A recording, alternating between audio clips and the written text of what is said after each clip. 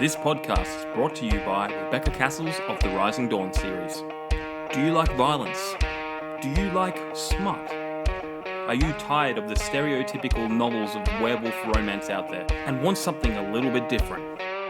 Then pick up Sparked Revolution, Book 1 in the Rising Dawn series by Rebecca Cassells. Available on Amazon, in Kindle, and paperback. You too can become a sponsor of Stories, The True and the Fictional by heading on over to buymeacoffee.com/STTATF or follow the link in the show notes.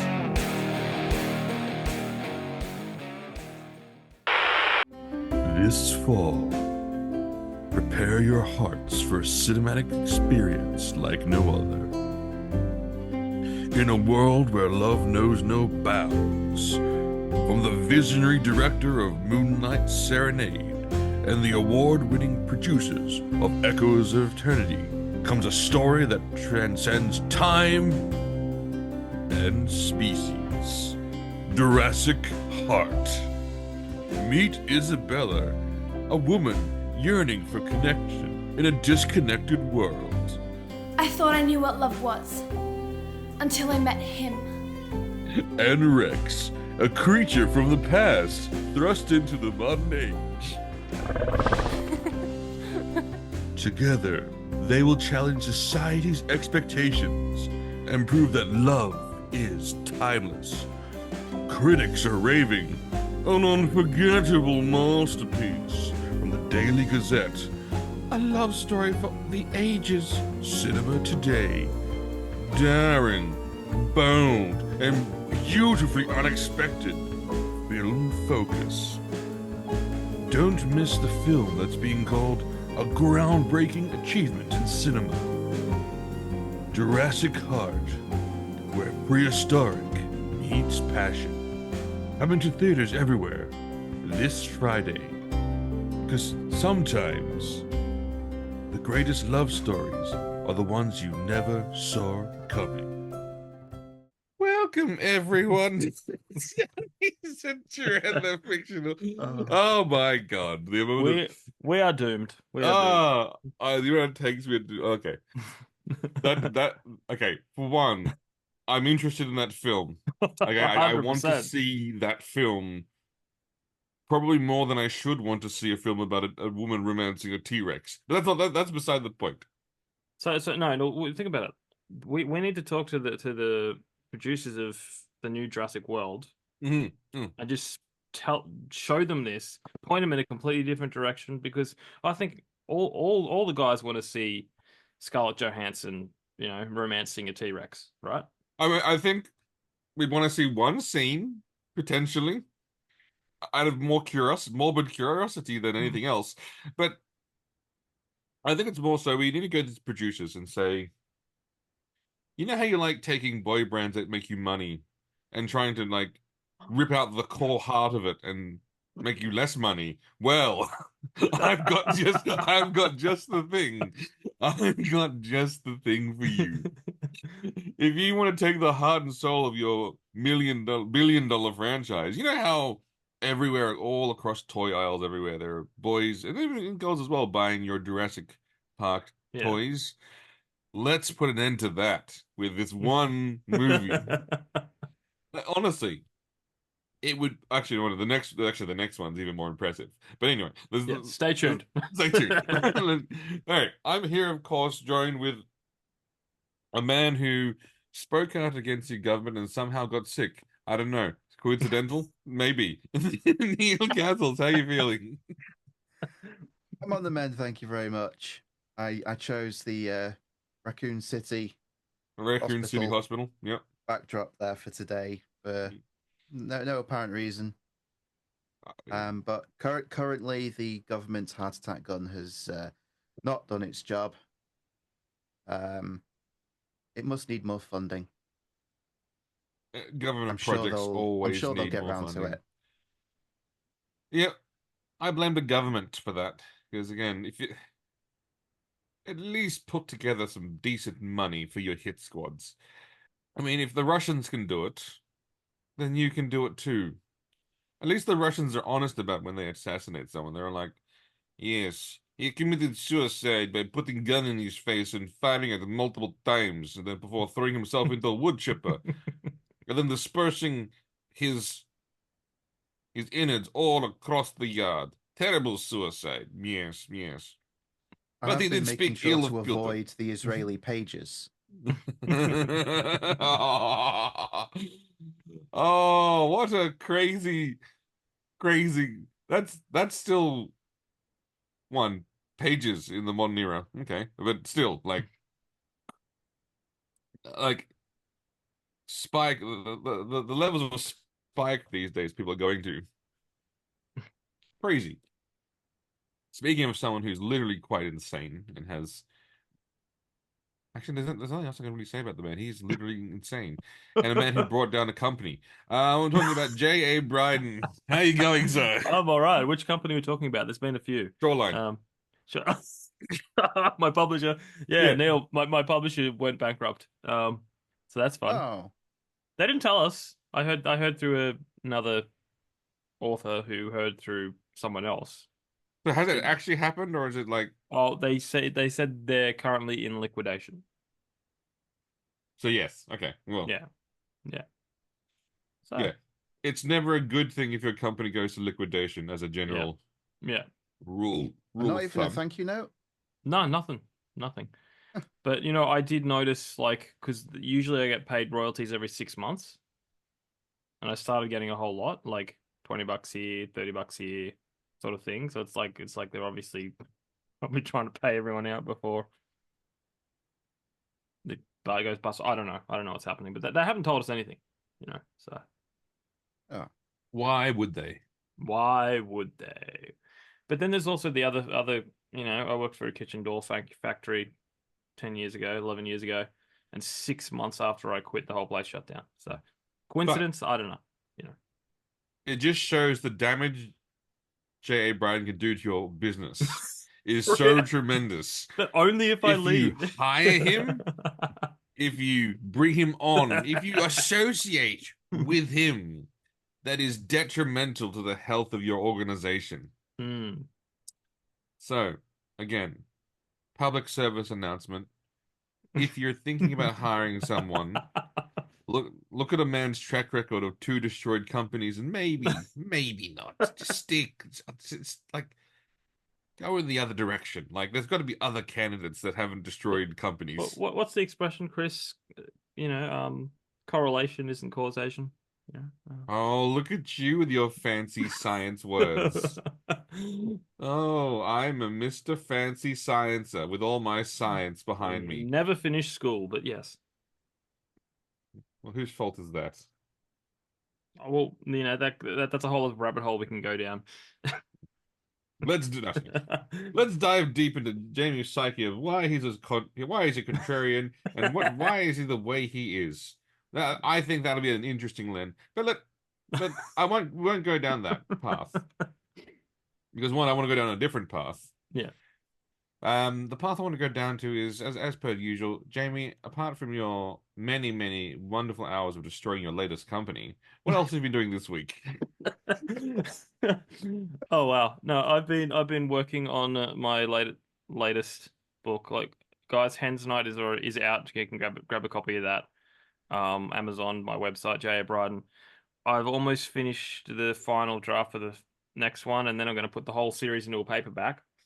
But other than that, I have been doing the horrible thing that Chris has been doing, and I've been playing a bit of FC25. Oh yes. I like it. It's a little, I don't know. I feel like the physics are a little different. Like you can add the weather to it, and it can affect the balls and wind. and yeah, and stuff like that. But When the I one put thing, when I put a corner like well over the keeper's head and like Yeah. out of bounds, I was like, Yeah. Yeah. Wind. Wind. I have a complaint though, like a Yeah. serious complaint. Mhm. Because normally, for all the time I've ever played any of the FIFA games, or the FC games, to make a character that looks like me, I just take a generic white dude, Mhm. shave his head, and give him a beard, and it's me. Like, no, Yeah. it's just Yeah. me. Yep. I did that. I don't know what this is. Like, I did it with this one. I shaved the head, and suddenly I looked Asian. I don't know why. Because you want to I be I Asian. I know. Yes, I really do. Um, I don't know what it is. I literally just okay. This guy's a ranger. There's a ranger. I used to have a bit of a ginger beard, so boom, shave the head. Suddenly, I look like Chris. I just Chris, what have you infected the the system? Not recently.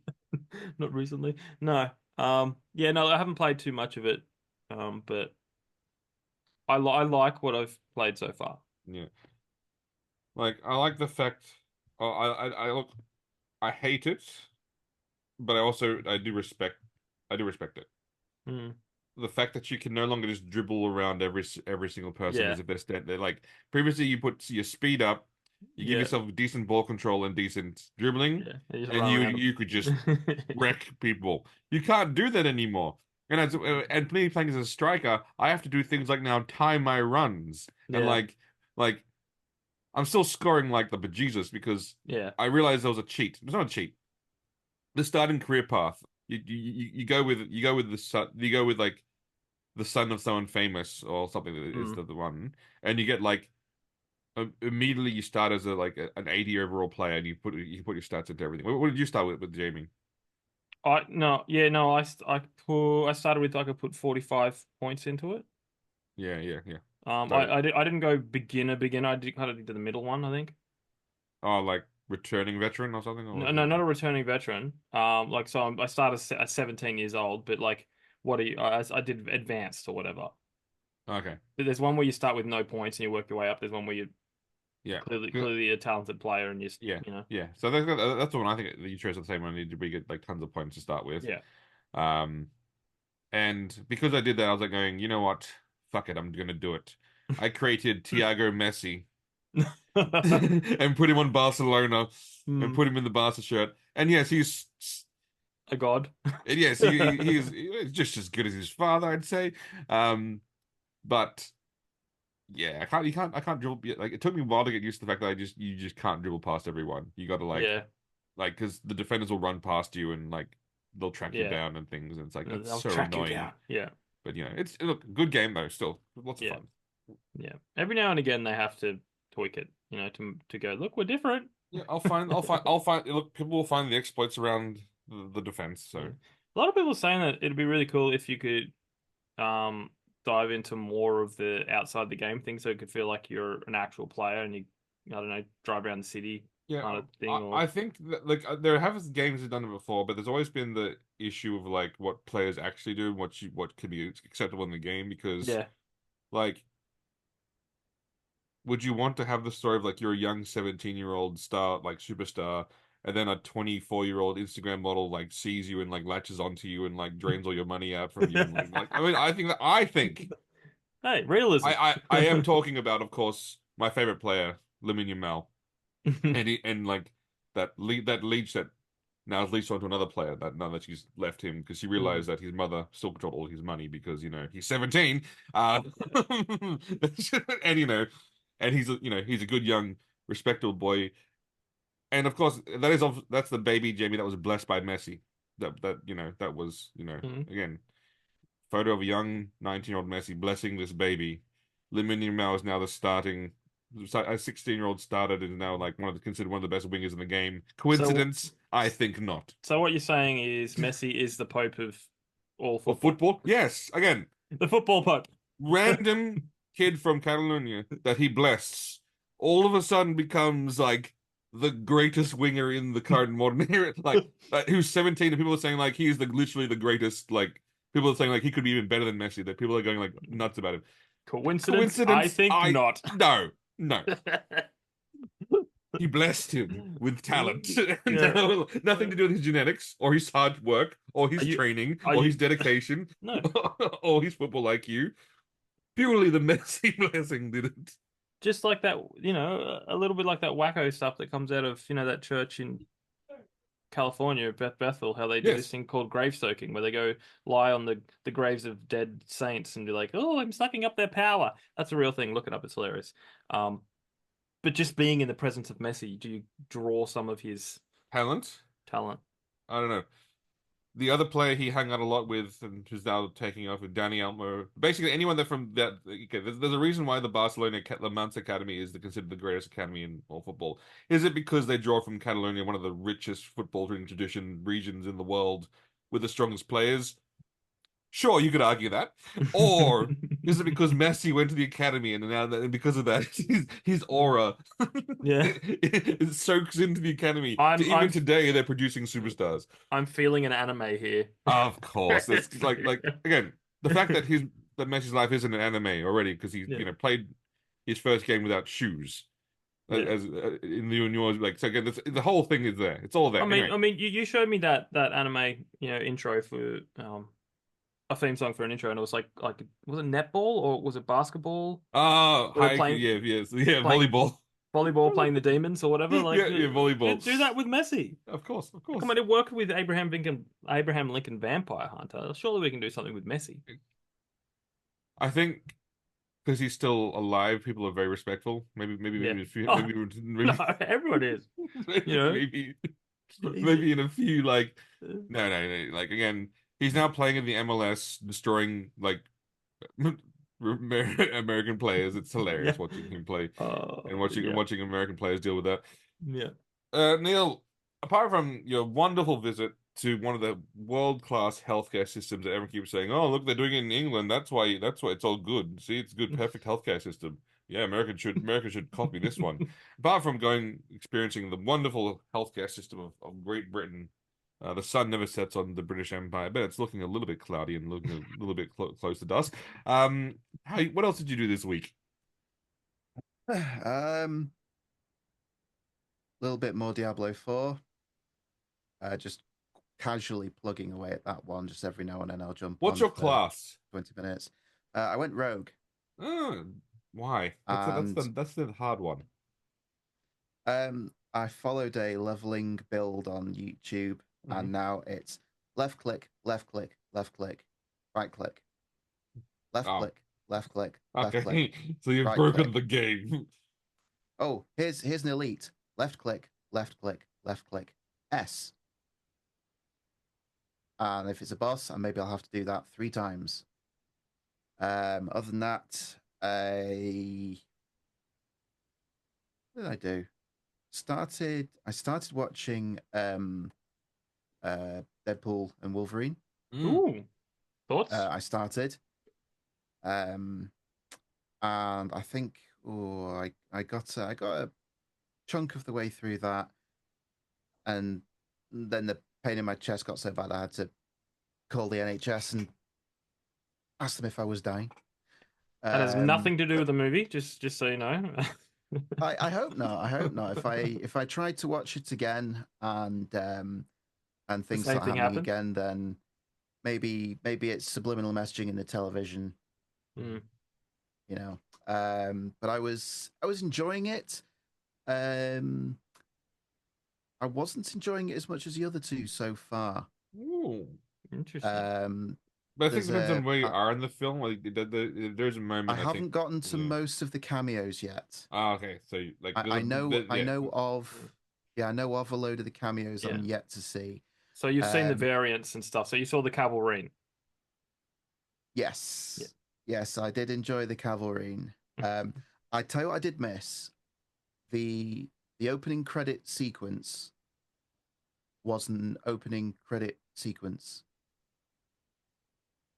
It had names and production companies, and not what the hell did they just kill that character, or some asshat, an English bad guy, written by the real heroes. There was none of that, and I, for anyone that has been paying attention to the things I say, I am clearly no fan of Disney, their subsidiaries, and the directions they've been going. Yeah. I find the constant ribbing of Disney and the state of the MCU franchise funny. Yeah. The first 5 times. And I do feel like, oh, okay, guys, yeah, we get it. Disney's losing a lot of money. we get it.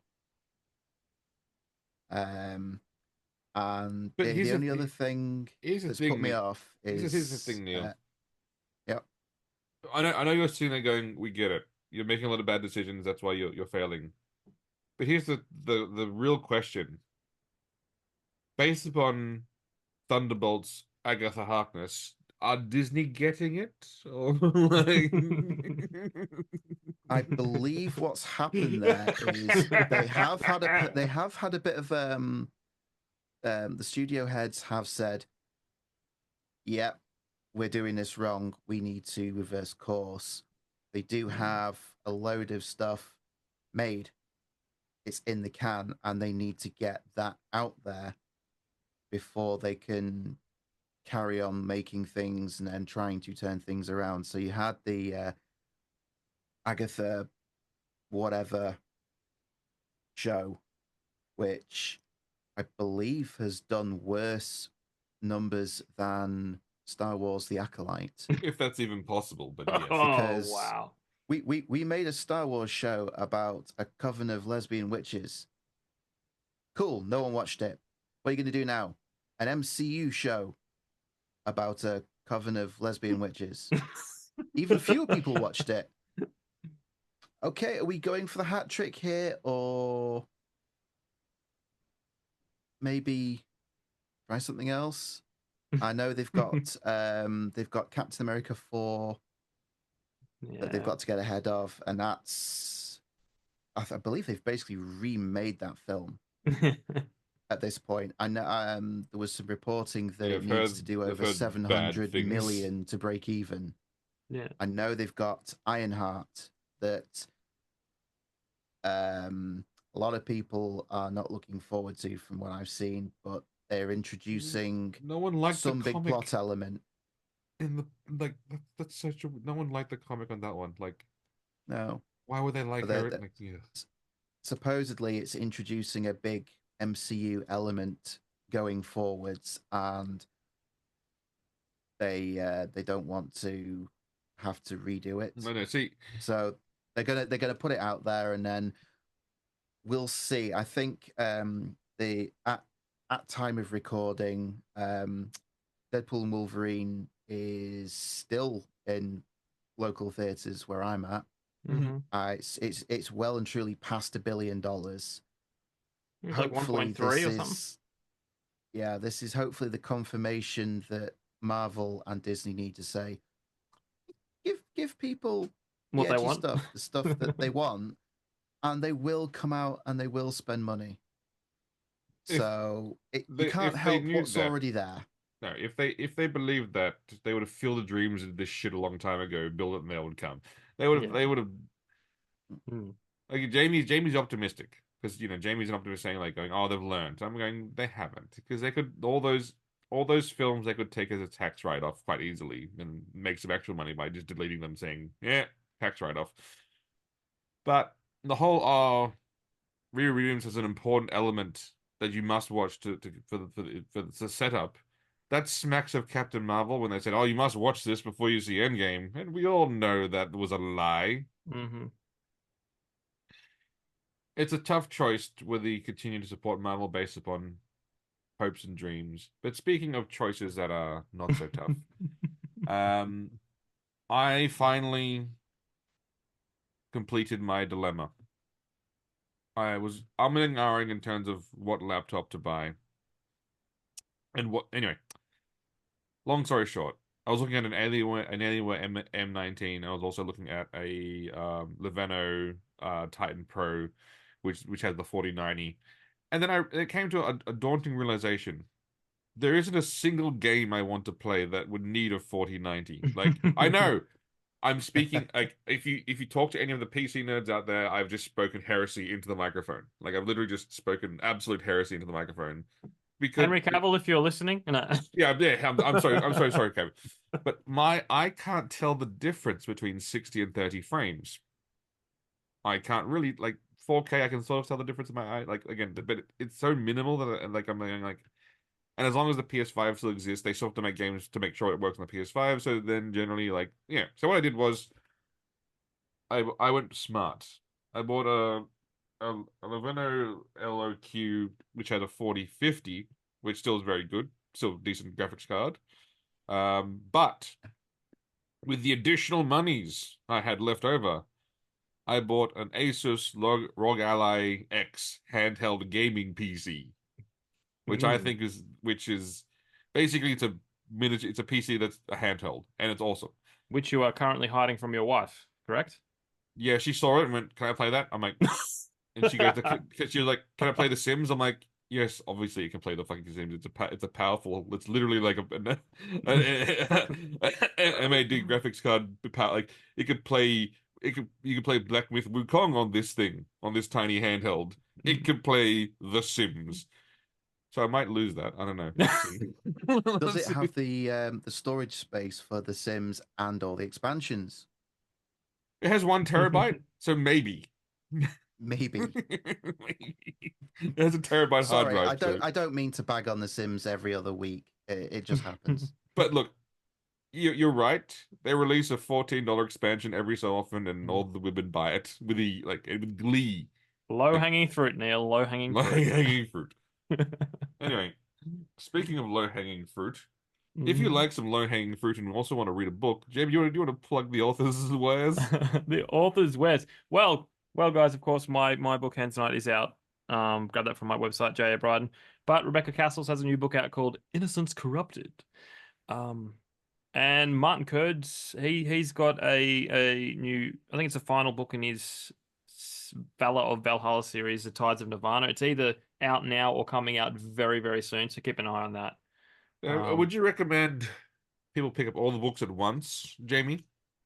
Um, well, look, I know a lot of people have a pile. Last time Martin Kearns was on, he said he had a pile of about 20 books on his bedside. I'm going to So, get to these. if you love freedom and you love democracy, I love democracy, and that's and if you if you love capitalism like we all do, and we want to see the free market win, go buy all his books and then put them in a pile. Yeah. And get to them when you can. And get to them when you can. Read them, enjoy Hmm. them, buy them again.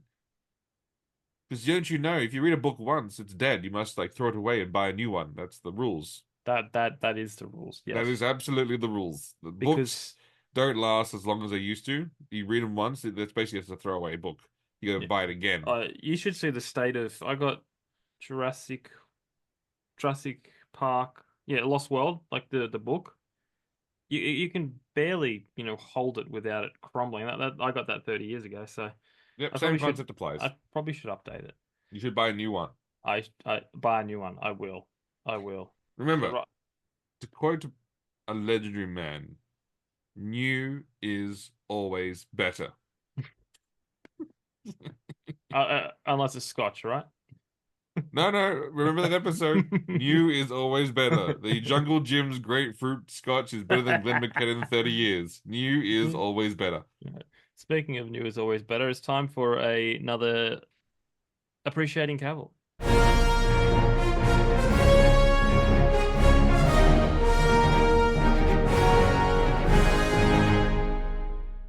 So the meme is, the red pill is get Henry Cavill back as Wolverine or get Henry Cavill back as Superman.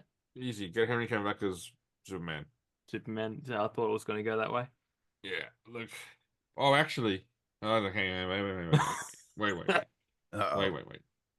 No, change my mind. Pros and cons? No, hang on.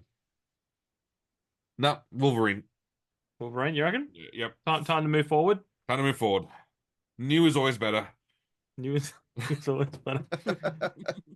I think you also want to wait to see how much of a train wreck James Gunn's film is too. Oh, it's gonna be a train wreck. I don't even need to know. Yeah. I don't even need to see the film to know it's a train wreck. What about you, Neil? What do you think? Having done half of the latest film featuring the Wolverine, I think Hugh Jackman's doing a great job so far in the film. I'd have Henry Cavill back as Superman. I really enjoyed his portrayal of him in Man of Steel, and we don't speak of any of the other ones that he portrayed Superman in. They do not exist in my world. I think having the Cavalrine was a nice little, hey guys. But Hugh Jackman has been playing that role now for what 24 years, I think. 24 years. I'm sure was it the first X-Men film was about 2000. Yeah. I feel like it would be weird to have anyone else playing that role. And I kind of like Hugh Jackman as an older looking Wolverine. I always felt Wolverine was a character that looks older. You know, and you go back and watch him in 2000, he's like so young. And you're like going, you're supposed to be immortal? You know? I've seen older looking Wolverine. Like again, I know we all love Hugh Jackman. Yeah. Jamie more specifically than anyone else in the world that I know of. That's straight. But I just feel that it's just you just got to give Henry Cavill a chance, man. Yeah. You just got to give him a chance. And look, I think it was well received. Oh, like, super well received. Like we when we saw it, Chris, everyone screamed when Cavill came on the scene. You didn't even have to see his face. You saw the guns, and you were saw like, the guns. Yeah, you knew what was coming. You knew what was coming. You know, apparently he accepted that role within like 5-10 minutes. Oh yeah. He's just, oh yeah, sure, I'll do it. Yeah, yeah. Of course. Yeah. You're the Cavalrine. Yeah, but sometimes you just got to move on.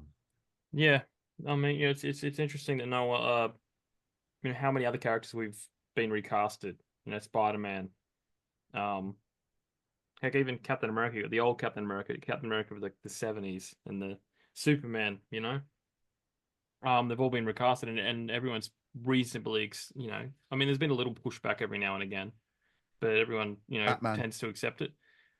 Batman, yep.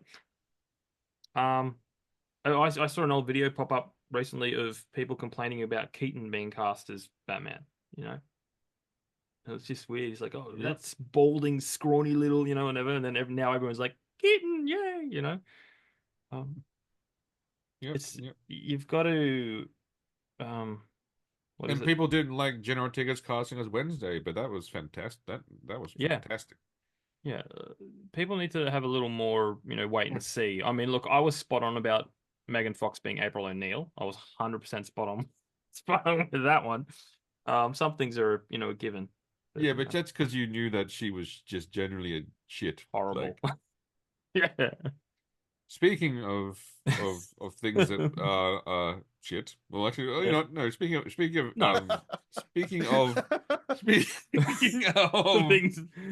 of masterpieces that transcend time and place.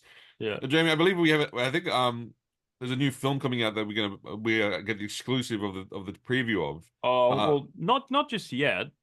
In a second, I had one more segment. Oh, come on, Jamie.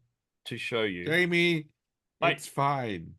What? Don't go off your rigid script so much, man. Rigid script.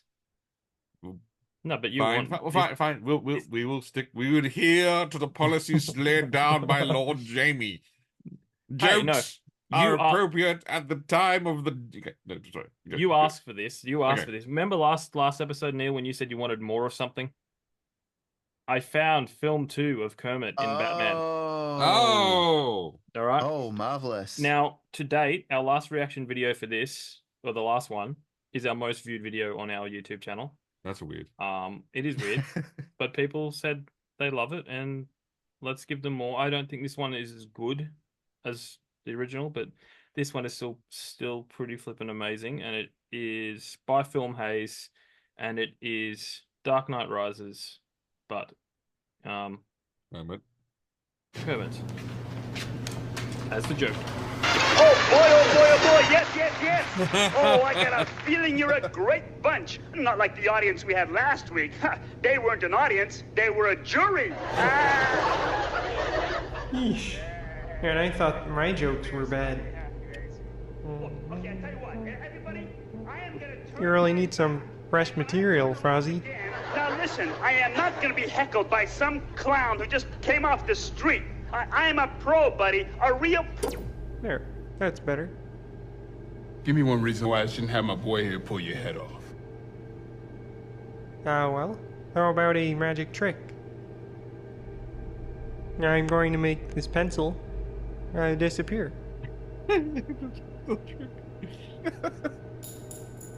Ta-da! It's gone.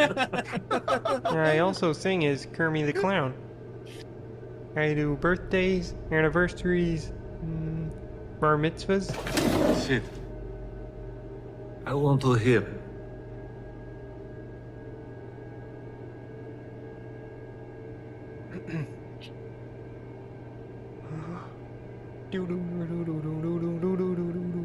Batman! How much you want? How much? 500 grand. You're crazy. Oh yeah? Well, I think you're the crazy ones for passing up such a great deal. You big bozos. Enough from the clown! Wait, stay back. I have the flu. So you'd better put the word out about my low prices, or else. I'm putting the word out. 500 grand for this clown. That's more like it. Give me a call if any of your friends are interested. Here's my card. Look, I was kind of hoping he was going to do the pencil trick for real, but then but, okay, all good. Yeah, that was still funny. Holy cow!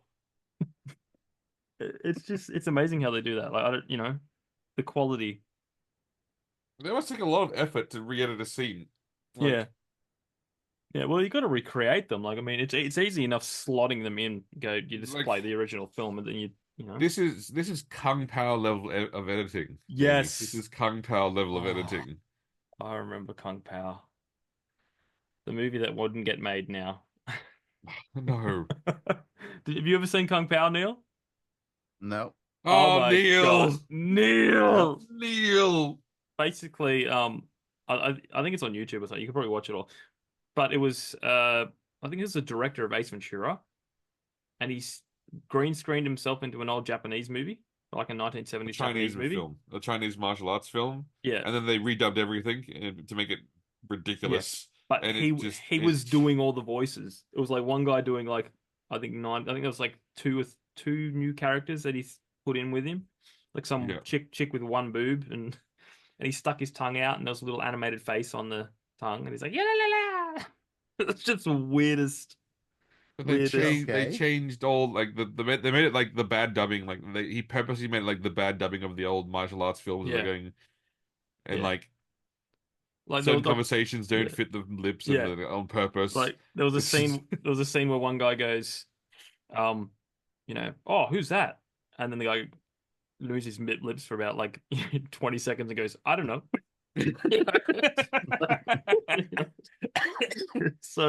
It's so stupid, but it's my favorite thing that makes me laugh is like the ancient Chinese guy's walking down the street and he goes, Taco Bell, some product placement for Taco Bell.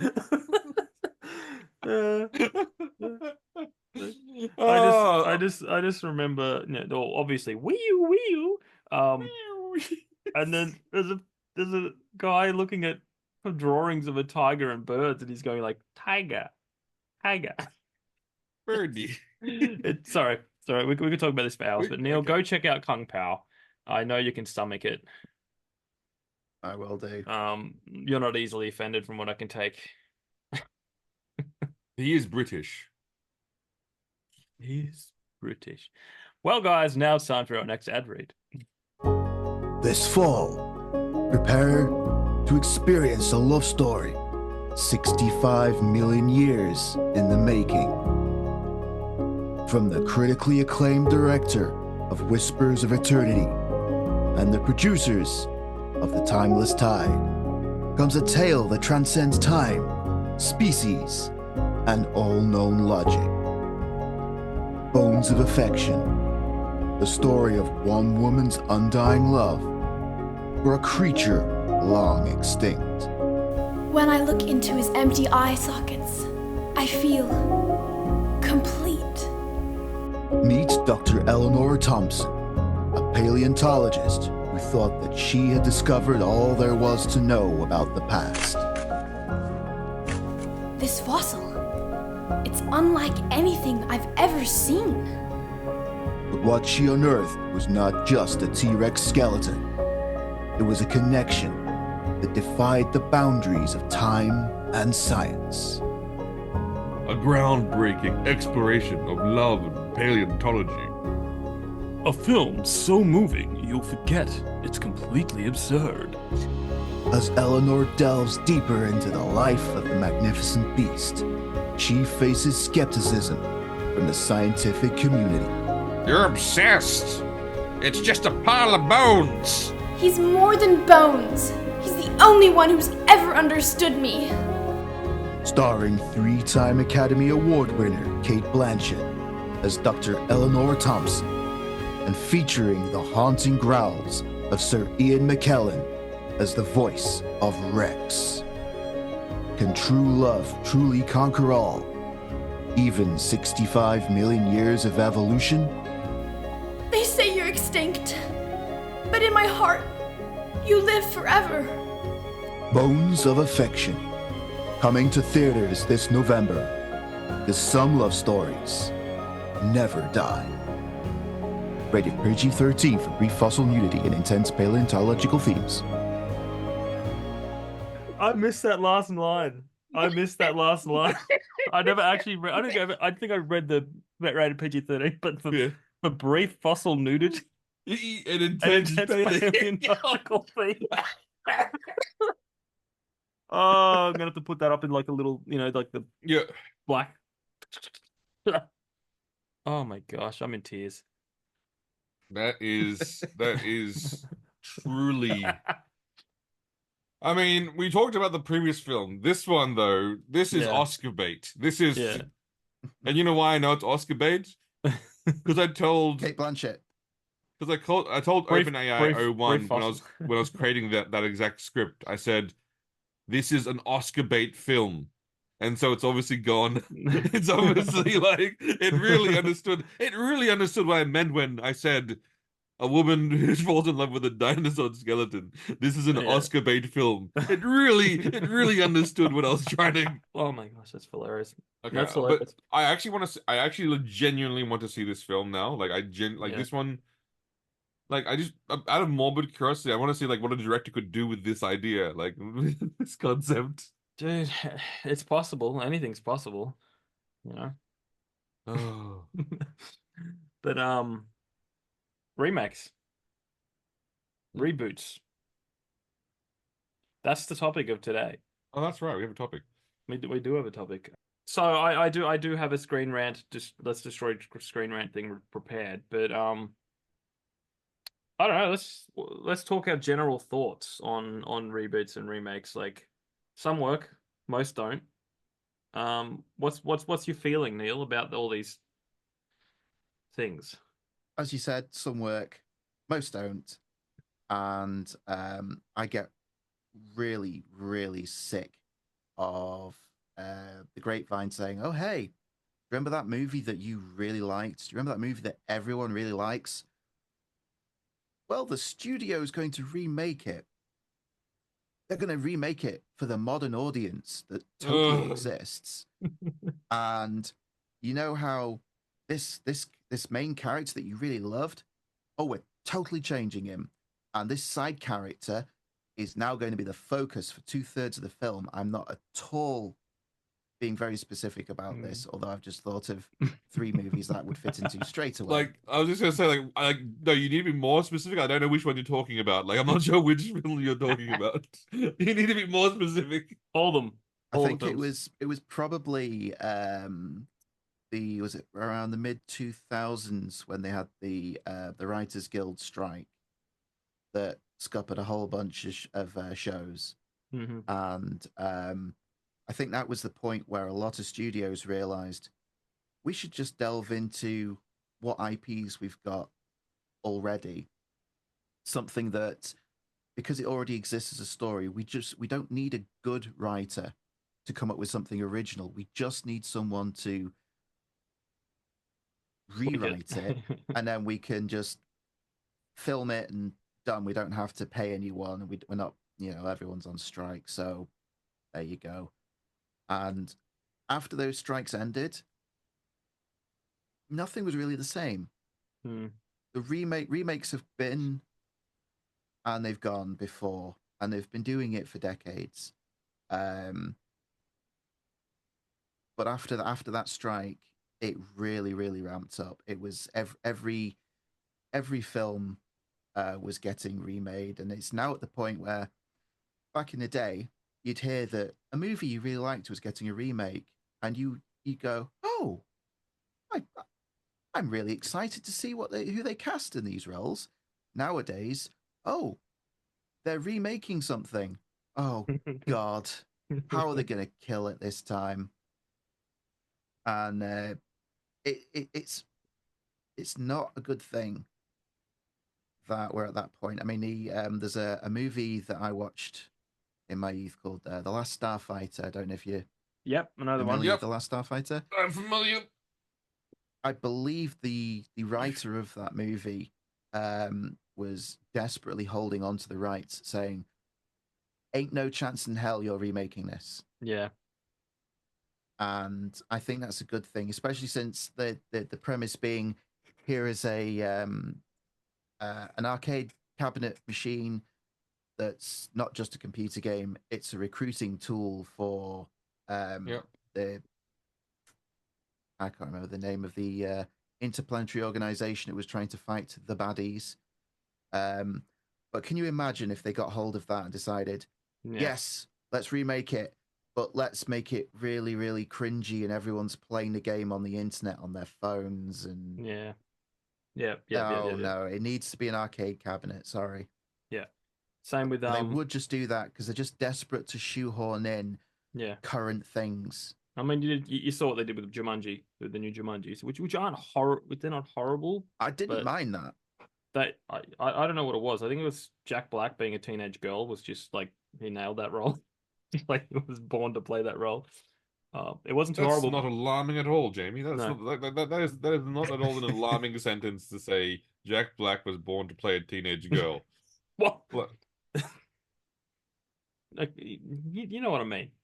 You know what I'm saying.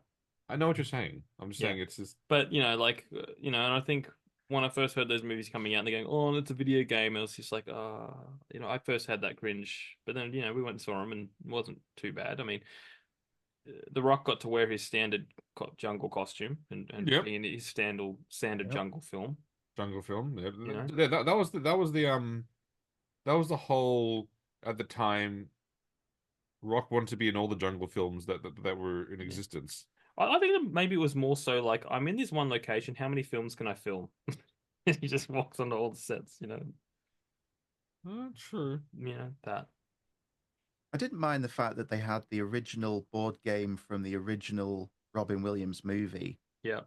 In the first of the remakes. Yeah. And that kind of carried over to how they're going to get away with turning the board game more into a computer game and using all of those things. They didn't disrespect the original. There were lots of references which I liked. Yeah. But they just they took the original concept, they were respectful, and then they went a different direction with it. Rather than doing board game tropes of you've got to roll a 6 or whatever. Yeah. It was but who plays board games these days? So they did have to update that somewhat. A lot of people do. A lot of people. Okay. There's a lot of Kickstarters for new board games. I know, look, sure. Yeah, but I'm also just thinking maybe that was like me being a film executive going, who plays board games these days? Not me and my friends in my Hollywood mansions. No, but I did like how they set it in the jungle that Robin Williams went to, instead of doing another one outside. It's like, let's go somewhere we haven't been before, and that was a good idea. Yeah, if you're going to do a remake, I think I've said it before, who wants to see a shot-for-shot remake of something, complete with all the jokes, all the tones? It's the same with music. When you a band covers Sweet Child of Mine, as every band will do. Yeah. you don't want the vocalist to try and copy Axl Rose down to every note and every bit. You want them to do their own spin. You want them to put their own sound to the song. And I think that's the same with remakes, or soft reboots, like with Jumanji, where don't disrespect the original, acknowledge it, and do something that is both respectful but different. Yeah. Battlestar Galactica 2003, as an example. I was very skeptical when he said, "Oh, there's going to be a gritty reboot of Battlestar Galactica, that cheesy 70s show, and Starbuck's going to be a girl now." And these days, you hear that and go, "Oh, here we go. We're going to be swapping genders of these characters." But I remember when I watched the 2-part miniseries. That was good. Essentially, the pilot. And I was at a friend's house. I remember sitting there and we watched the entire, both episodes back to back as one kind of movie length thing. And I just thought, Katie Sackhoff has sold me as Starbuck. I really like this. And as the show progressed, it's an old show, but anyone that's listening that hasn't seen it, it has its ups and downs, but in general, I think it was very good. When they ran out of money and the budget got lower, when they became all introspective and talking about, that's when the show took a dip. Let's sit in a room and talk. Yes. We're done with space battles, which were also great. But Starbuck as a woman, and they actually worked that. They used that in the story with some of the character interactions, and I think it worked really well. Yeah. I am also a fan of that remake. Though they did a lot of excellent things in that show, there was still a lot of this is not a Battlestar Galactica podcast where we're going, oh no, we have to abandon one of our 2 Battlestars in this battle to escape. We abandon the Pegasus class warship with the most modern technology firepower to stand up against a Daystar. Or should we keep the tiny, insignificant Battlestar? Yes, let's I won't go there again. Chris, it was a D&D game and they rolled poorly, okay? It was a poor, again, if you're going to abandon one of your 2 warships, take the one that's the most modern and can actually fight hand toe to toe with the enemy. I don't know. Maybe I'm a crazy person in this crazy world. But anyway. And I know the show's called Battlestar Galactica. I do get that. I do understand that. But come on, it's like, oh my god, we got to escape. It's like there might be a reason why. I remember that bit in the series. I don't remember if there was an explanation as to why they ditched the high-tech prize of the fleet for the mothballed thing that was being decommissioned as a museum. Yes, I know. The rear admiral's ship, the pride of the fight of the fleet, and they went, nah, that dumb ship. This one better. All right, Chris, what do you think of some other remakes that have worked? I personally think it's not a remake, but it's like, so I think that I like, you know me. Yep. I'm gonna talk about Tron Legacy. Not a remake. No, it's a late sequel. Late sequel, and I think that one works excellent well because, again, what a soundtrack! Like Daft Punk, just, oh my god, that soundtrack is still to this day just absolutely fantastic. What a great idea, great story. Really underappreciative of film. And so, do I think that was a good remake? Absolutely. Now, getting a little bit more, one that no one on this will understand, but I understand why it's a good remake. There was a 1970s Japanese anime called Star Blazers. Oh, about the battleship Yamato, and it was set like, and there was a Western remake where they took the Japanese footage and changed all the story and made it shit. And there was the original one about the Japanese battleship Yamato, like in space. They made an updated series of it, and because again it was Japanese anime creators crafting a new anime for it, they were super respectful. They were super like down to the detail, making sure that they captured the theme and everything. But then they added in like all the modern technology they had with anime in terms of having awesome space battles and huge grandiose scale that they couldn't do in the 1970s. It was an excellent remake. It was fantastic. Um, there's another series that I can't like. It's this Trails of a Hero. It's like basically another one about like two warring factions. You know, the quasi imperial, like, you know, Imperials versus like the quote unquote American alliance and their giant warships. When you watch the original series, it was made in like the early like 80s or something, and yeah, the animation is exactly what you expect. But when you watch the modern series, the battles go into so much more detail. They're a lot more like thrilling, and also at this point, Japan anime had this at that point in the original one, like the music was like a flute and some slight saxophone over the back because that was all anime back then. In modern ones, they go, you know what? Let's hire a full symphony orchestra and a rock band at the same time and make the most banging epic battle scenes ever. And I'm like going, yes, thank you, I appreciate that. So you know, I don't when an anime says when an anime series says they're doing a remake of an original anime, I have no issues with that because I know that they will respect the source material.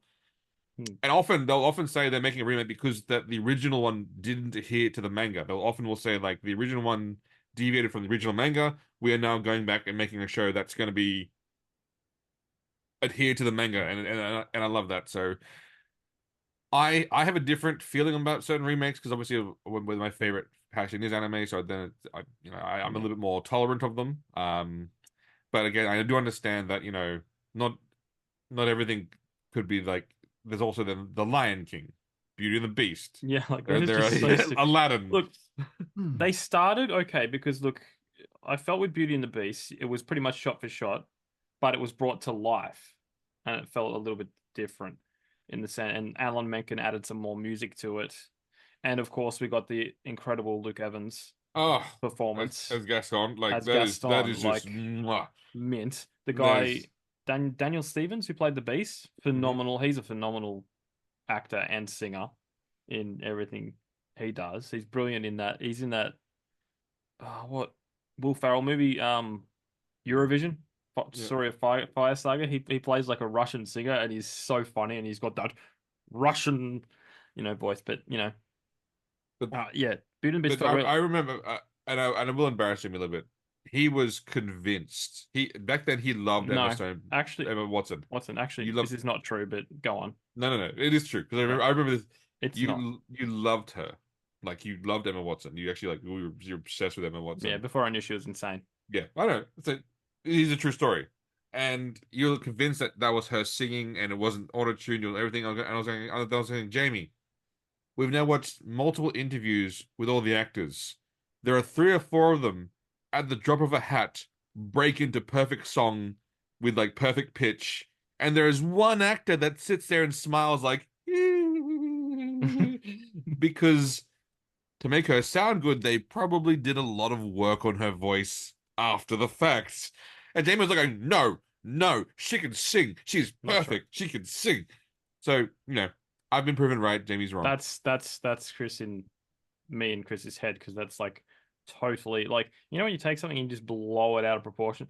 That's look, a kernel of truth, but you know. And this also comes from Chris. And I'd love to dive into this right now because I remember saying, you said Zachary Levi can't sing. No, he cannot sing. He cannot sing. He's not sing. What? He's done Broadway? Yes, he's done Broadway show. Oh yeah, no, he's trained singing. No, he can't sing. You were like adamant. I didn't even remember that. And then I had to show you him singing live in the studio that he could sing, and then you're like, you know, oh yeah, okay. And I guess you're just brushing it off because, you know, whatever. I don't even remember being that. But this is not the same as the Emma Watson thing. But then Andrew Garfield goes and does a movie with Lin-Manuel Miranda, where he, you know, plays the guy who wrote Rent, and you're going like, he can't sing. You said the same thing. So like what is it about about you can look at Luke Evans and go, yes, he can sing, yes, that's definitely him singing, but then you look at Andrew Garfield and go, no, he can't sing. Well, one, I've seen the interview with Luke Evans sings, so that Yeah. kind of gives me the visual of him singing Yeah. live without Yeah. studio help. And I've never seen the game. So my question to you wasn't he can't sing. It was like, oh, Andrew Garfield can sing? Question mark. It was more of a upward inflection, but then you took it as a downward inflection. Anyway, Okay. but More Neil, emojis, Chris, Neil more as a emojis. British person, Can you sing? No. can you sing? Hell no. Sing But us a song. No. if I showed you a picture of Luke Evans, Zachary Levi, Emma Watson, Andrew Garfield, which one do you think could if you were just a normal British person, which one would you think looked like they could sing?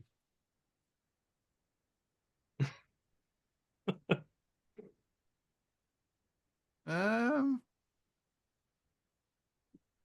don't know. I don't know. It's one of those where every now and then, every TV show has the musical episode. Yeah. They get so many seasons in, and they go, Let's do a musical "Shit, we episode. need filler musical episode," and then you find out who can Actually sing, and who can bang it a lot out of and the who time, can't. you get really surprised by who does and does not 'Cause really carry the notes. I think a lot of the British actors can sing, particularly like Luke Evans, because just looking at his Wikipedia, before he was an actor, he was on the West End productions of Rent and Miss Saigon. So automatically, I'm going like, okay, Yeah.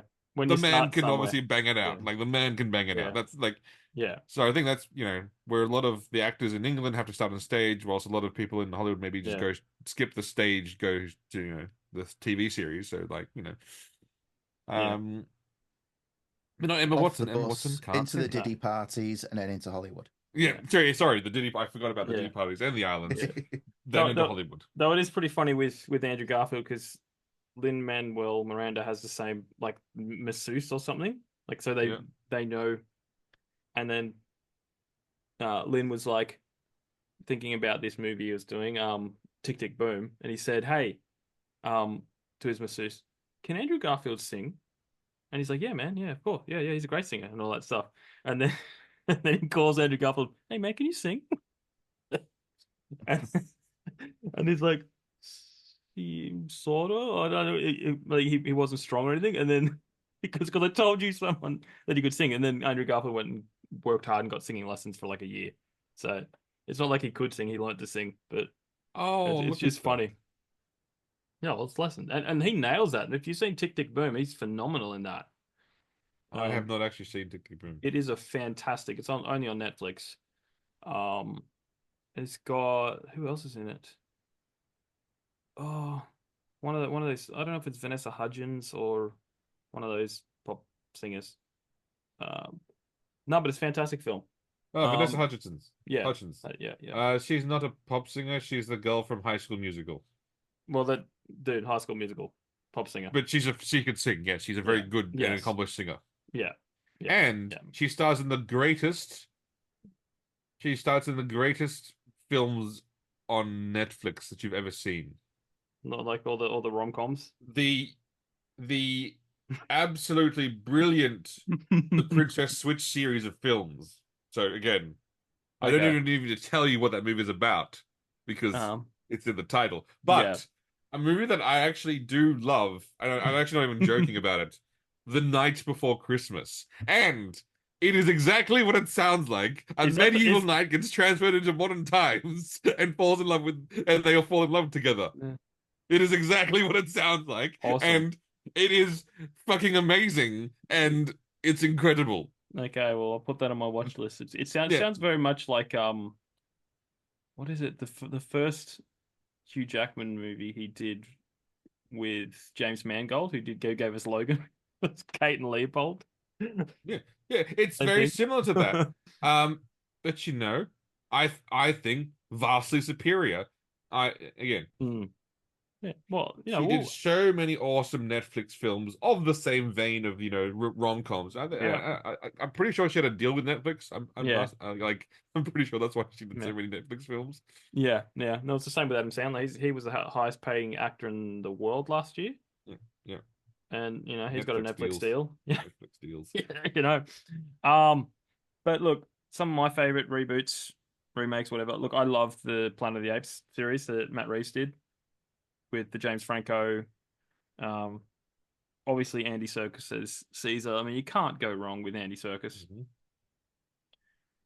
I saw the first one of those. I've seen a couple of them. After it went all literally Planet of the Apes, I wasn't as big a fan. The first one where it's all starting, I really enjoyed that, and I can't have a conversation with the Planet of the Apes remakes without mentioning John Lithgow's performance. Oh, how good is he? Yeah. He was. I always remember him from Third Rock from the Sun. Yeah. Kooky sitcom, Canned Quirky, Laughter. yeah. And then he was the Trinity killer in a season of Dexter before Dexter went well and truly off the rails. And his performance was outstanding. And then the character he portrays in the Planet of the Apes, which one was the first one? Rise? Was it Rise? Yeah, Rise. Planet of the Apes? Rise, Dawn, War. Rise, Dawn, War. He was a highlight of the film for me. Yeah.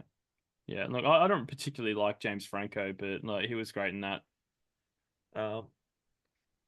That too, and look, like the fourth one they just did, I thought was great as well. It just felt real hero's journey. But look, obviously, like there's ones that you don't really realize is a remake, whatever. Like the Mummy with Brendan Fraser is like technically a remake from the old 1930s, 40s films, and that's just But I'm not sure if is that really a remake? I think they classify it, but because we don't think it that way because it's so different. The other one was they fought a mummy. This one is this grand scale adventure. Isn't that what you want? That's like to Neil's point. You take something and you make it different.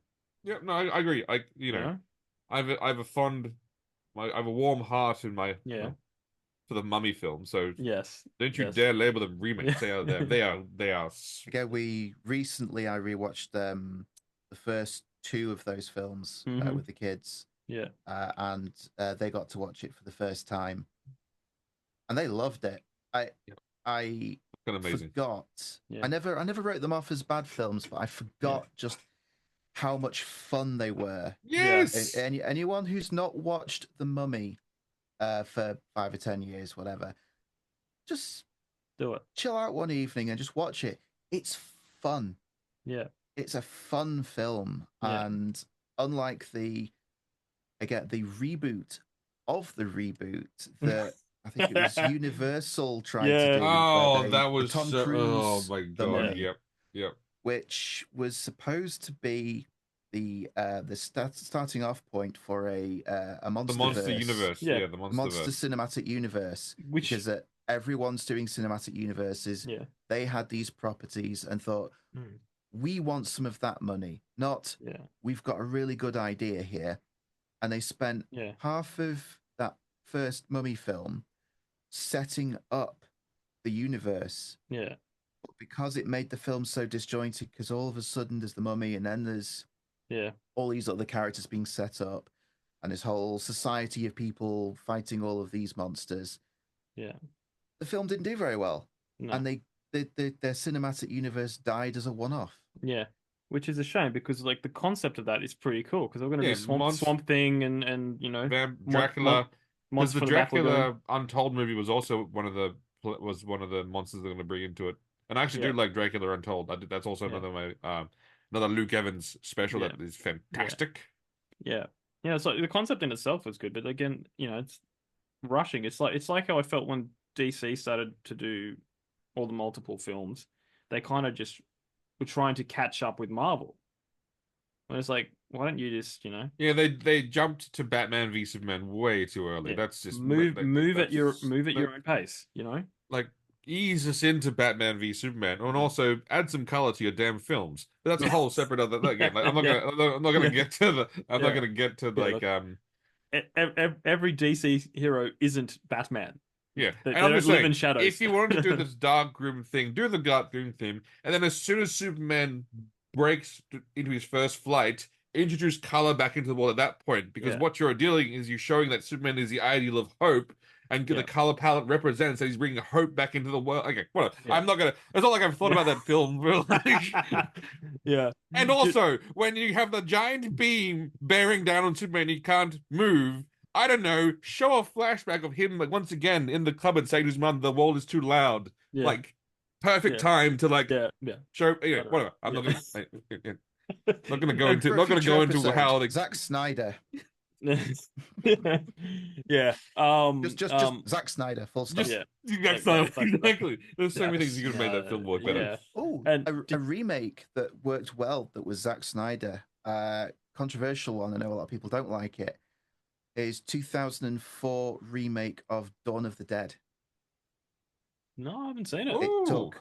It took the concept of zombie apocalypse is just starting.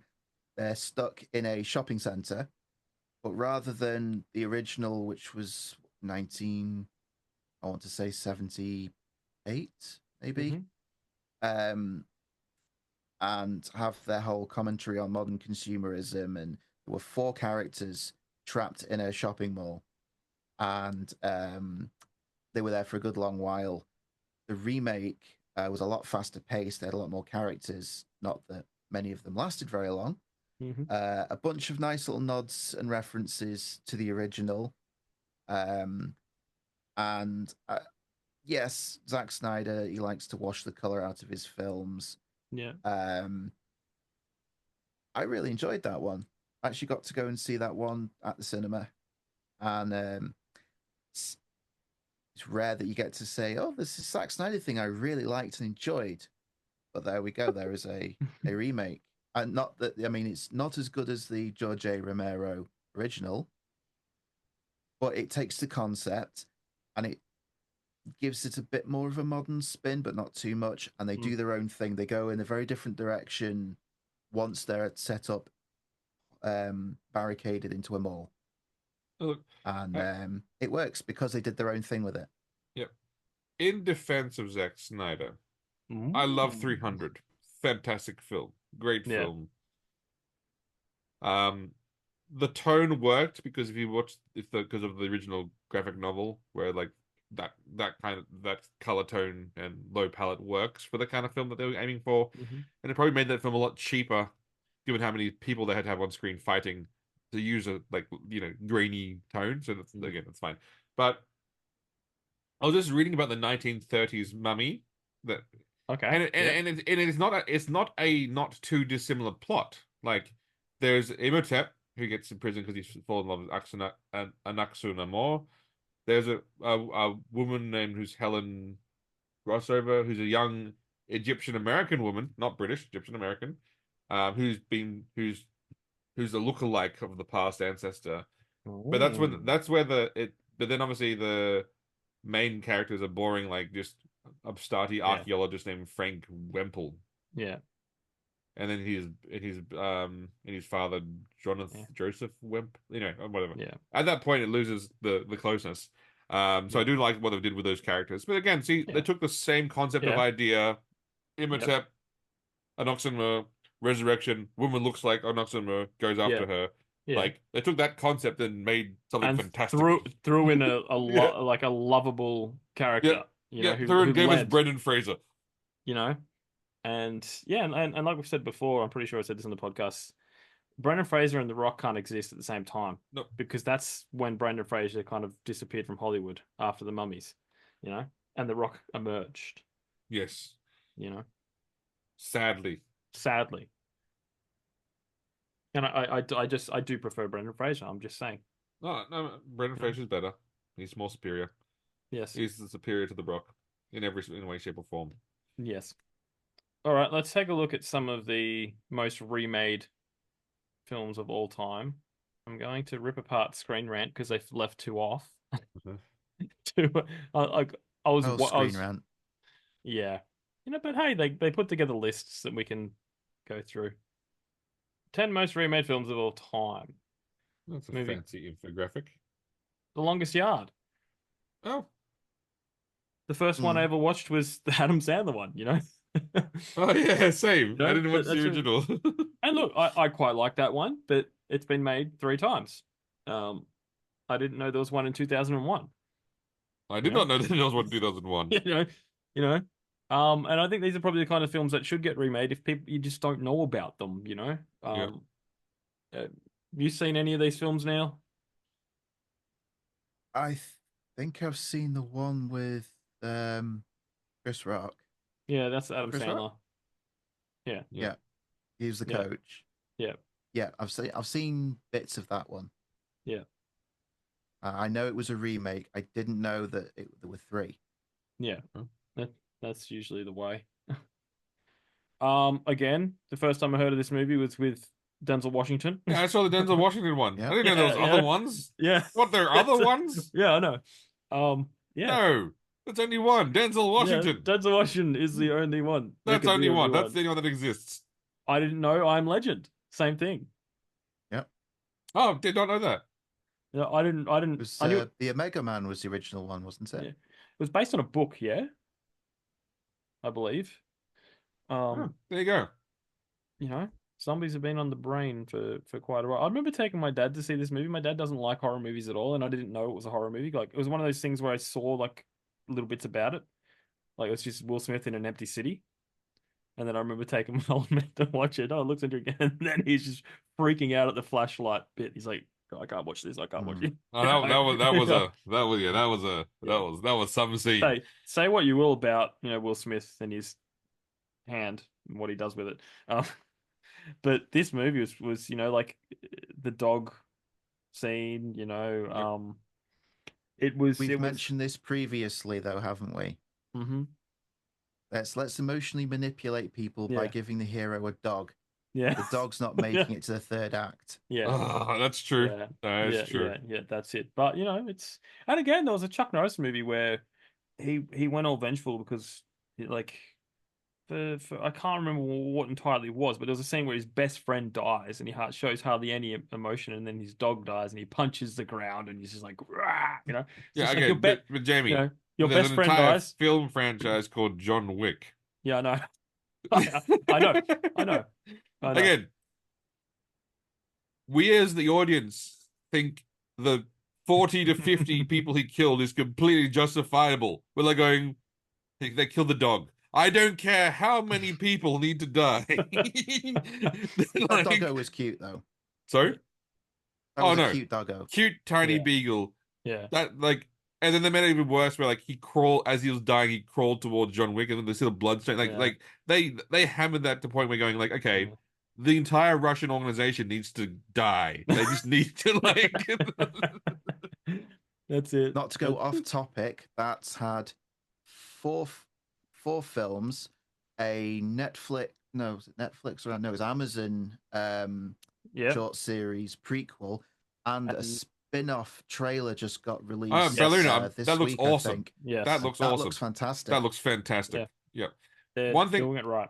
One thing, off topic of it, but actually I was reading a psychologist talk about John Wick, and she actually had made a really interesting point that I didn't even think about, that when you have a tragic event happened in your life, your body will chain events and like link them together if there's another tragic event happening in your life.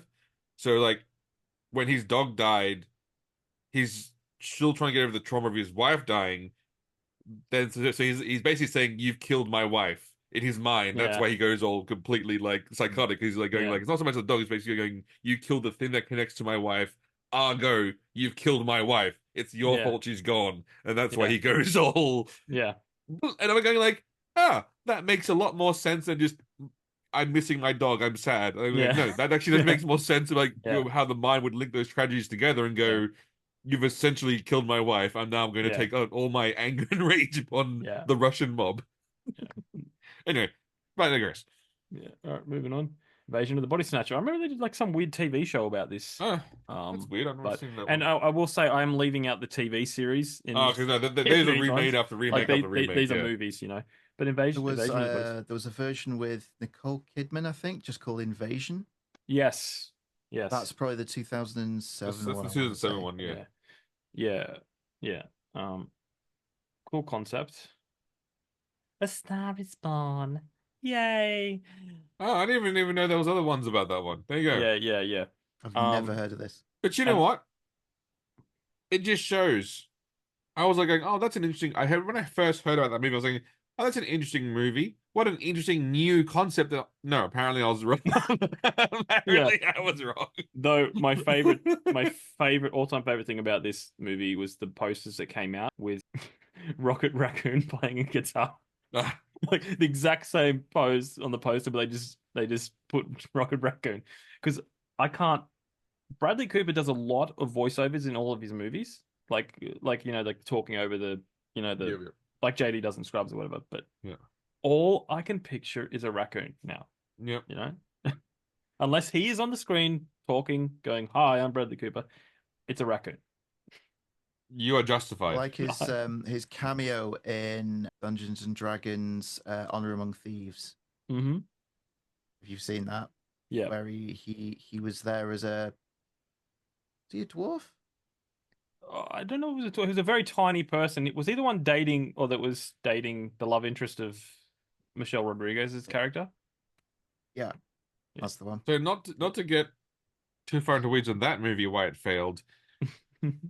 One thing that I would have loved them to do, which they didn't do, which was dumb, was stick to the mechanics of the Dungeons and Dragons game a bit more in terms of spell slots.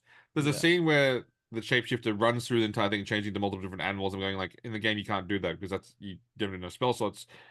Like, there's an anime that uses the Dungeons and Dragons sort of world, and the anime is called Goblin Slayer, and the idea about that world is what happens when the heroes leave the universe. Mm-hmm.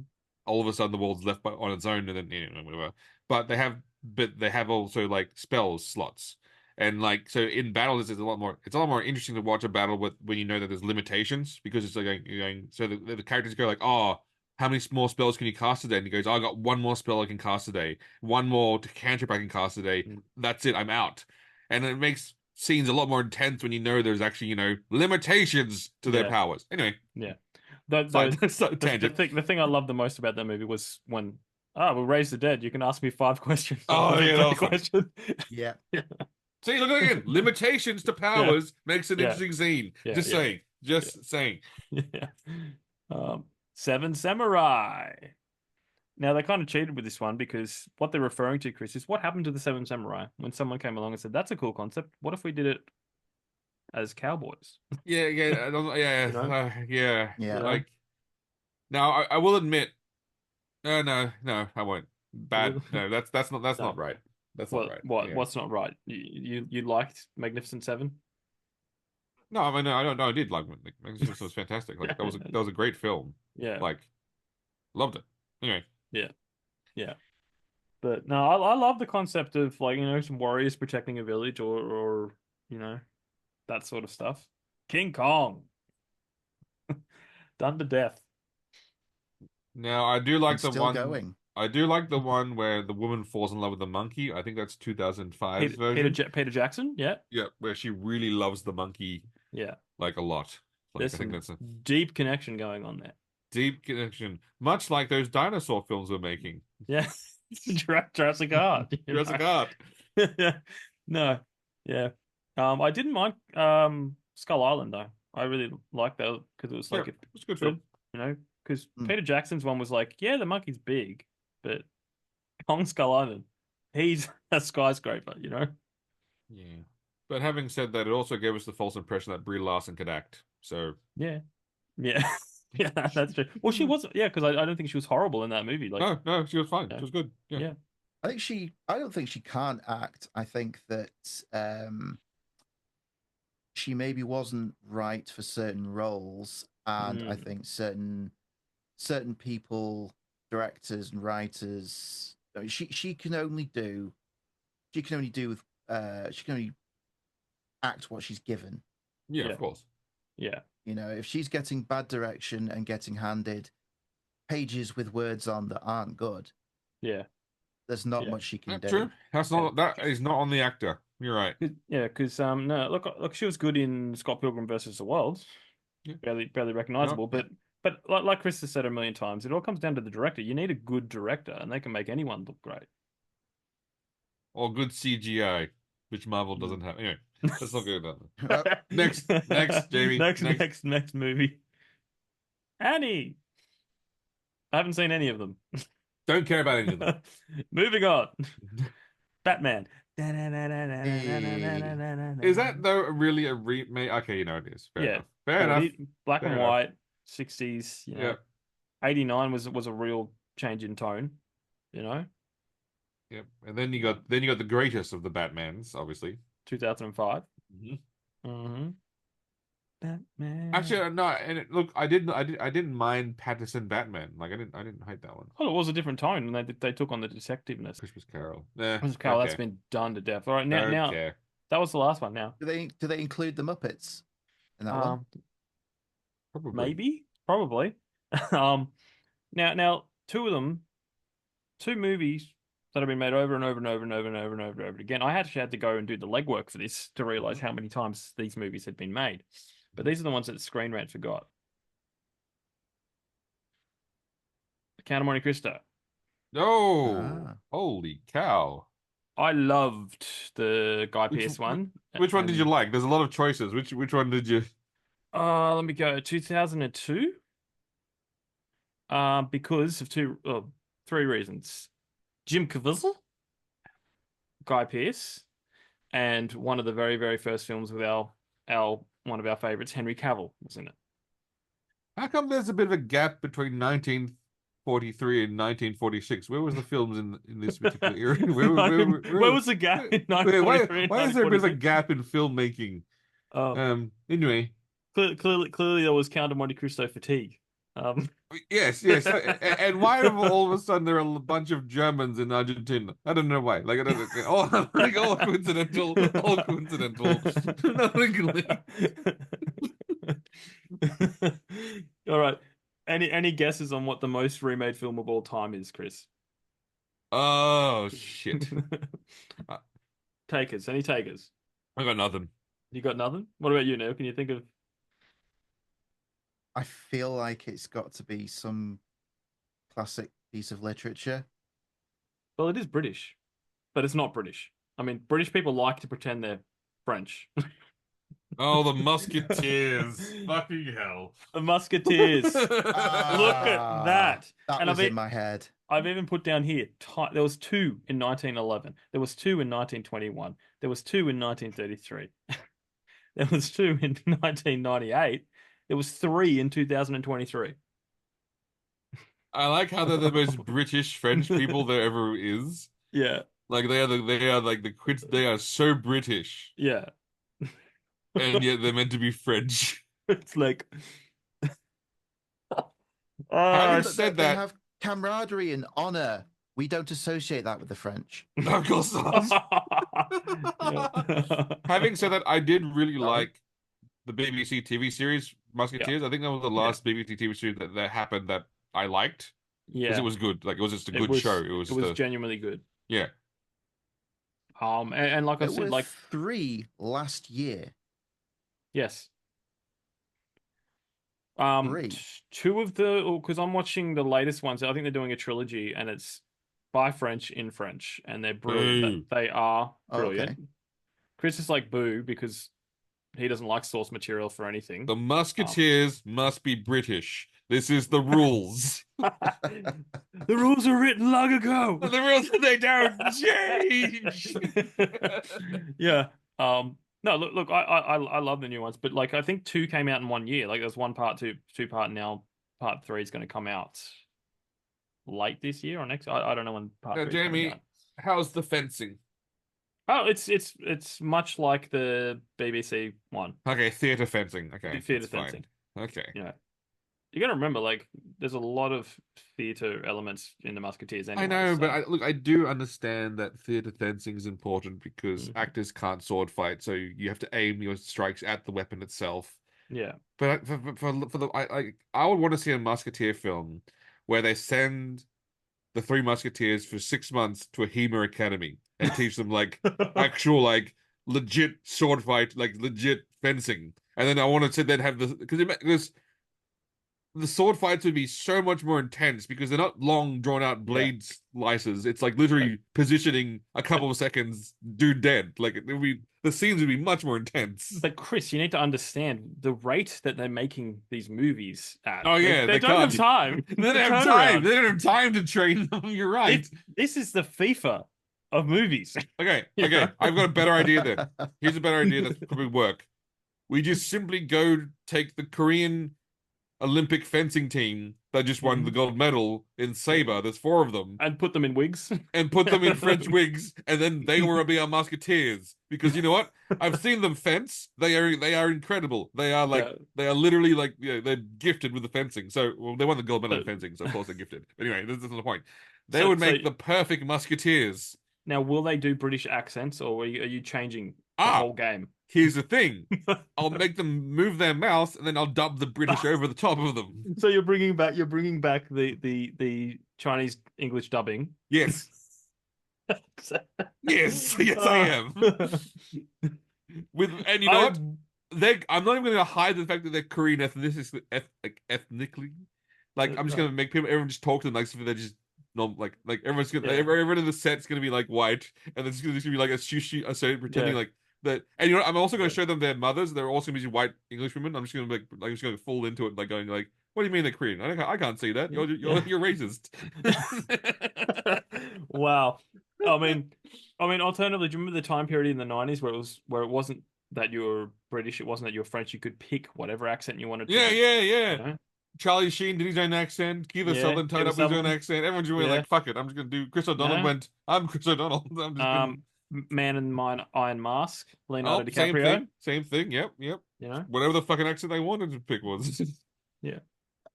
Free for all. You know. Yep.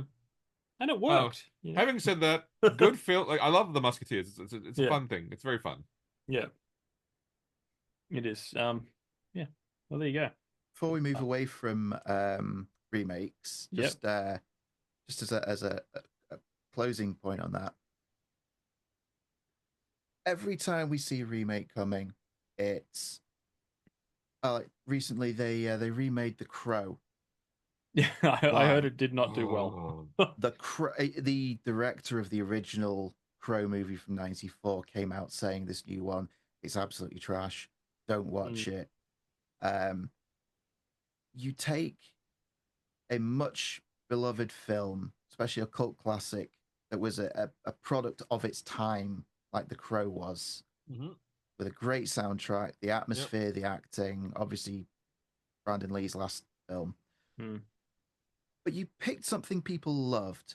You set the bar for acceptance way up here for a film that people like. I would put it to yourselves and to anyone, any listeners.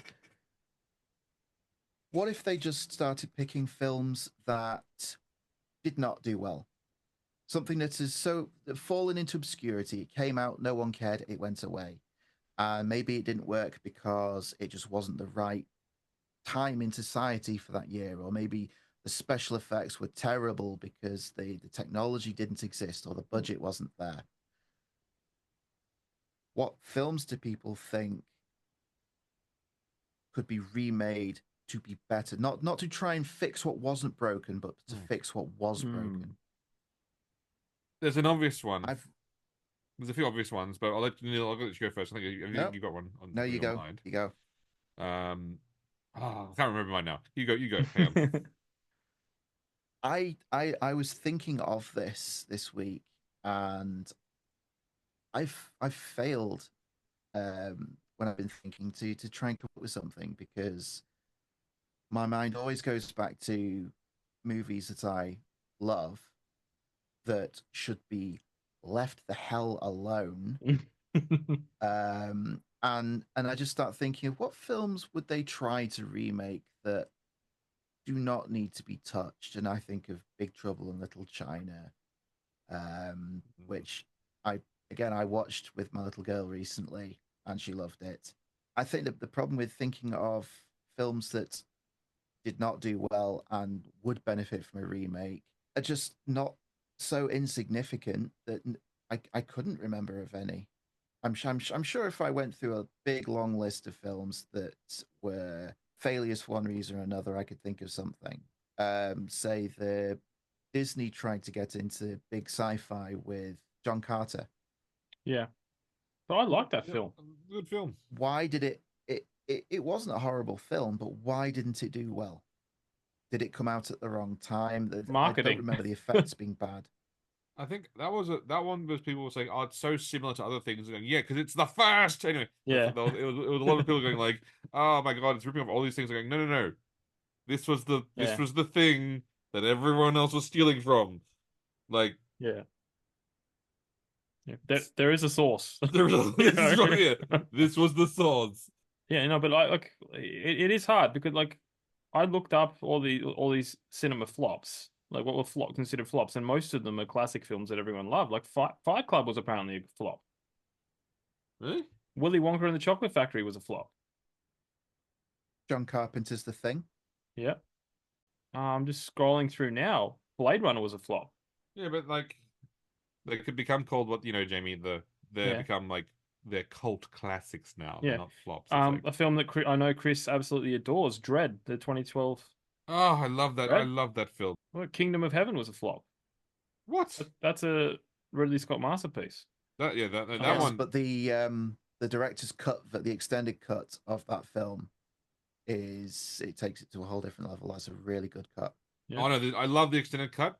Any movie that has an interlude is a good good film. It's a good film.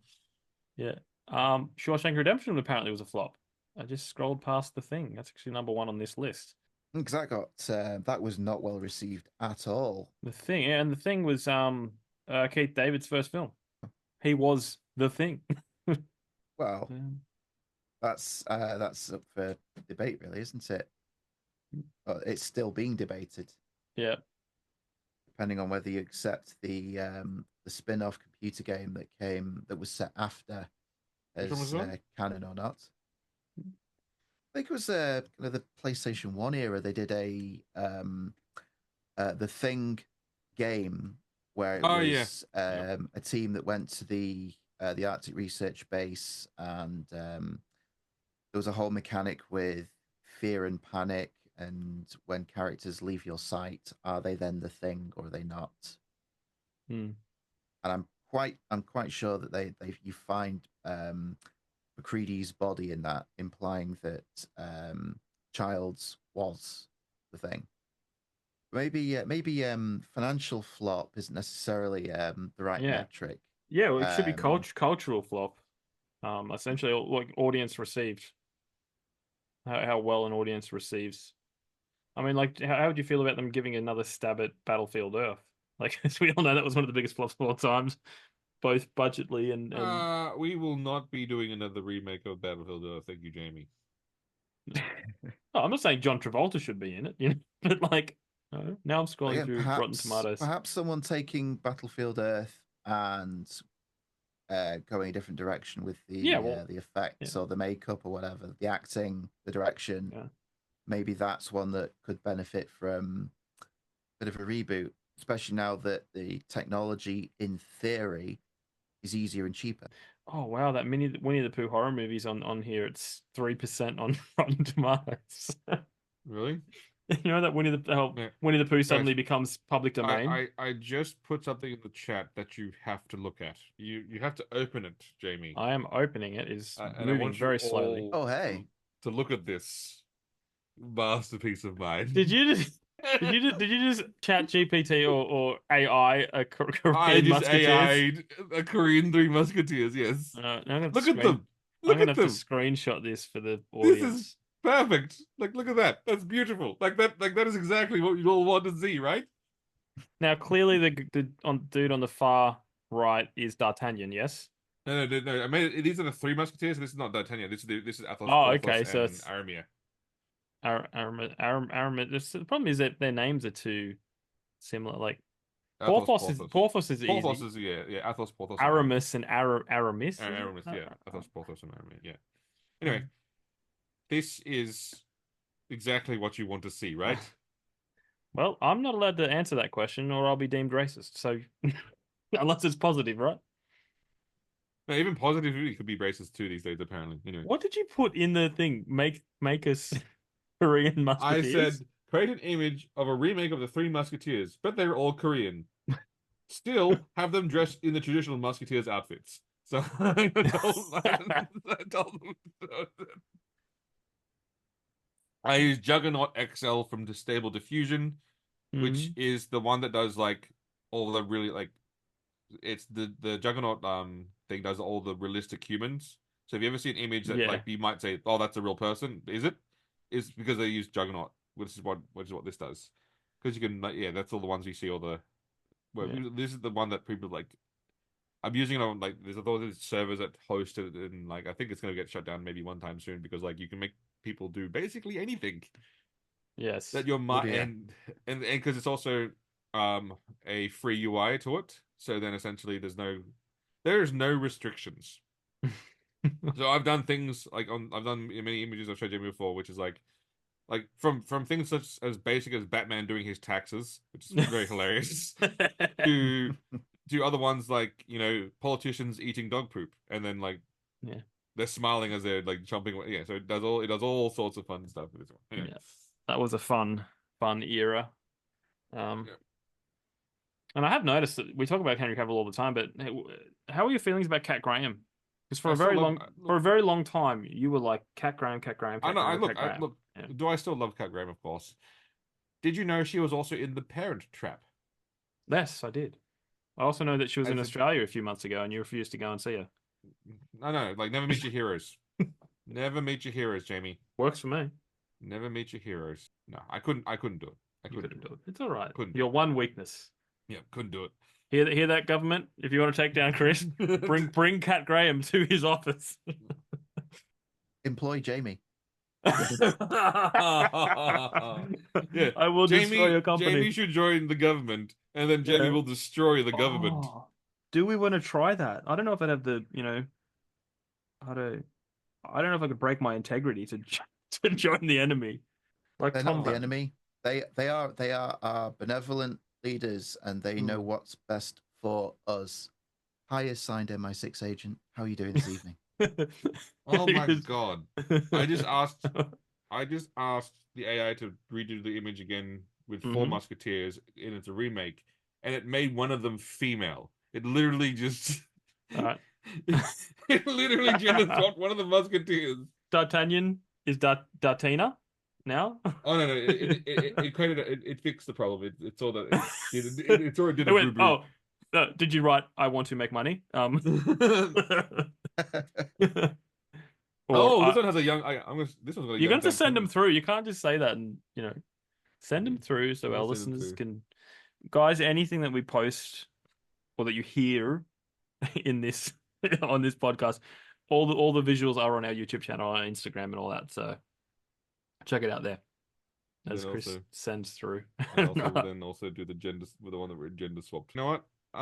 The more I look at this now, the more I see Korean Musketeers, the more I'm going like, the more you want it. Yes. And look, it even put Constance in that picture, Jamie, the one I just did with the 4. Hang on. It made her Korean though. It was just a bit annoying. That's fine. Whatever.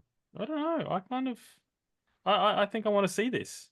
You want to see this? This would be awesome. I want to see the trailer. With the British dubbing.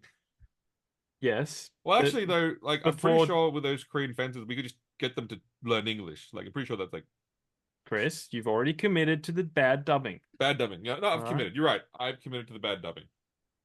You'll get a lot of the older audience in with that. Because they're like, I remember bad dubbing. What you want and what all filmmakers aim for is the old person murmur at the end of a film. When all the oldies. I went and saw that, Rampage?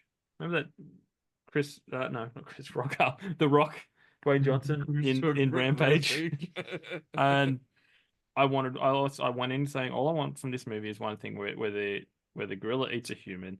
It happened, so I was happy. But I was watching it down, I don't know, I was on holiday somewhere. I went in there by myself, and it was full of old people because my mate told me that if you go on the right day, the old person's home, they all go to a movie, but they don't watch the trailer. They just go, oh, I'll watch that one, So at the end of that movie, the cinema was full of old people, and they did their murmur, and they quite liked it because it was the old person murmur of approval. You know, Really? which is usually like, oh man, I like it last movie.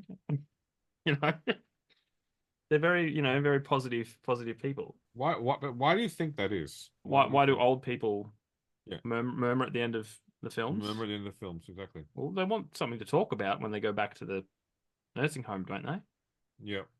And you've got to talk about, like, I mean, I would have liked to have been there if they watched Logan, because when we saw Logan, the cinema was in dead silence. Oh, the silence. There was no old person murmur. The silence was just like, yeah, you could hear a pin drop. Yeah, in that cinema. Yeah. So I'd need to watch that with old people, because I feel that one would go to murmur and her husband would grab her and go, no talking. No, we don't murmur. We listen. Yes. That's because old people still talk to each other.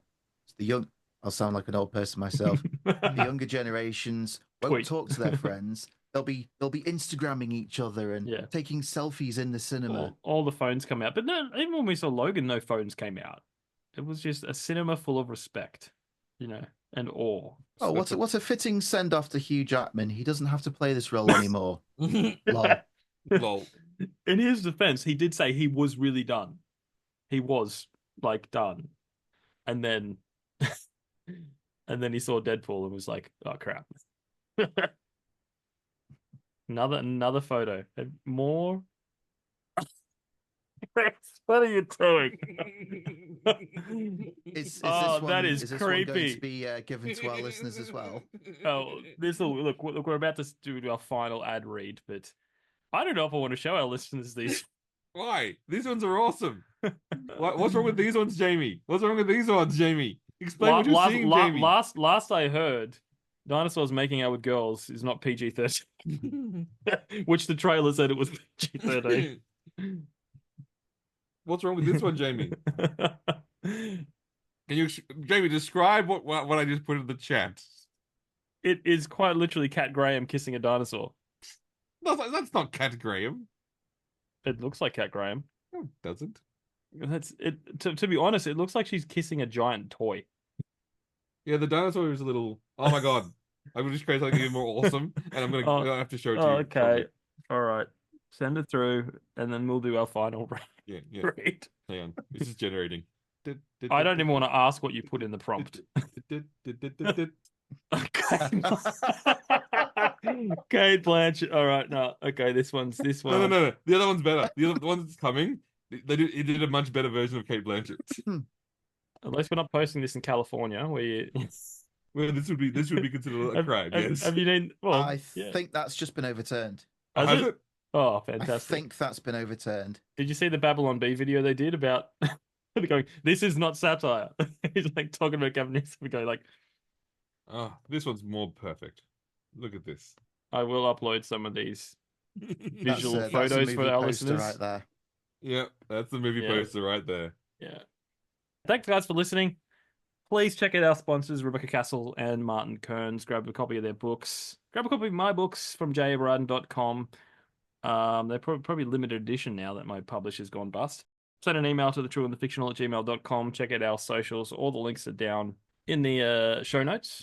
But now we're going to send you home with the last of our 3 dinosaur movies coming out soon. Attention, all hopeless romantics and dinosaur enthusiasts. Just when you thought love couldn't get any more prehistoric, comes the rom-com event of the Mesozoic era. From the minds that brought you Jurassic Heart and Love in the Time of Velociraptors comes You've Got Scale, a larger-than-life remake of the classic love story, You've Got Mail. Meet Emma, a tech-savvy bookstore owner who's tired of the dating scene. Enter Rex, a mysterious online charmer with a big personality and even bigger claws. Sparks fly and meteorites crash as Emma discovers her perfect match is a 65-million-year-old T-Rex with a heart of gold. Or should we say, a heart of fossil. Can love truly conquer all when one half of the couple has tiny arms and a roar that can shake a skyscraper? Find out as they navigate dinner dates, bring on the whole cow, meet the parents, watch out for those fossils, Mom, and the ultimate question, can you really kiss someone without lips? Critics are roaring. The Daily Roar says it's dynamite, and Extinct Weekly calls it a colossal hit that will have you laughing till your bones shake. Don't miss You've Got Scale, the romantic comedy that's redefining what it means to have a long-distance relationship. In theaters this Friday. Grab your tickets before their history. This podcast is brought to you by Martin Kearns and the Valor of Valhalla series. In the battle between two ancient evils, can one naive young man become the last hope against powerful creatures of legend? Beneath the Veil is the gripping first book in the Valor of Valhalla dark urban fantasy series. If you like reluctant heroes, infernal myths, and bloody epic clashes, then you'll love Martin Kearns' formidable foray into the unknown. So head on over to readkearns.com and grab yourself a copy of Beneath the Veil today.